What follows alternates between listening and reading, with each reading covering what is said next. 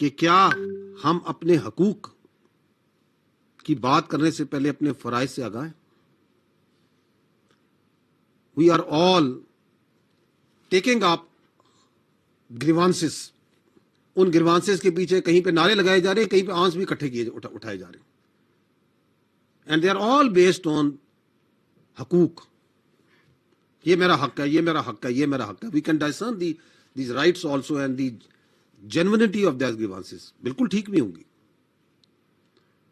लेकिन ये जो हकूक हैं इसके पीछे, इसके पहले, इसके पीछे भी नहीं, इससे पहले हमारी कुछ ऑब्लिगेशंस हैं.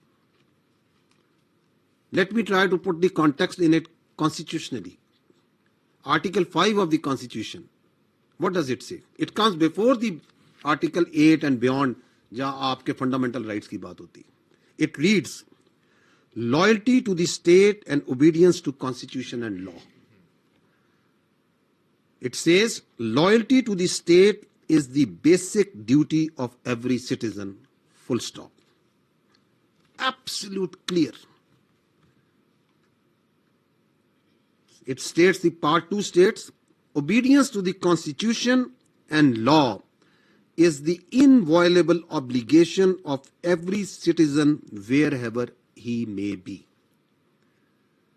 तो आइन आपका वाज़ेह है कि हमारी सबकी बुनियादी कुछ ड्यूटीज हैं, कुछ जिम्मेदारियां हैं, और वो क्या है कि we need to be loyal to the state.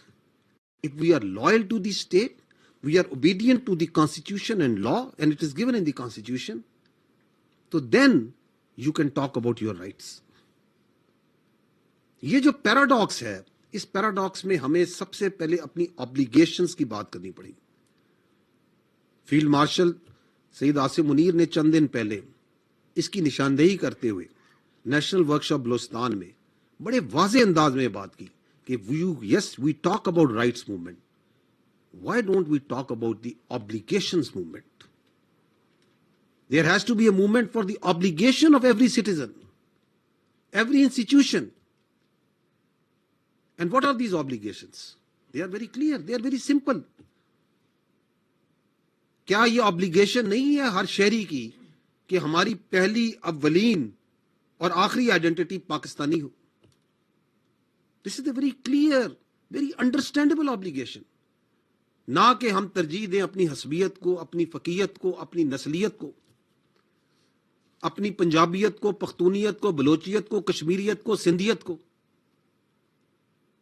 Because our identity, we are a citizen of this state, so our first identity and the last identity and the foremost identity is being Pakistani. It's our obligation that we must acknowledge the fundamental position, the central position of the state of Pakistan in our lives. क्योंकि रियासत है तो सियासत है, रियासत है तो जान है, रियासत है तो नाम है.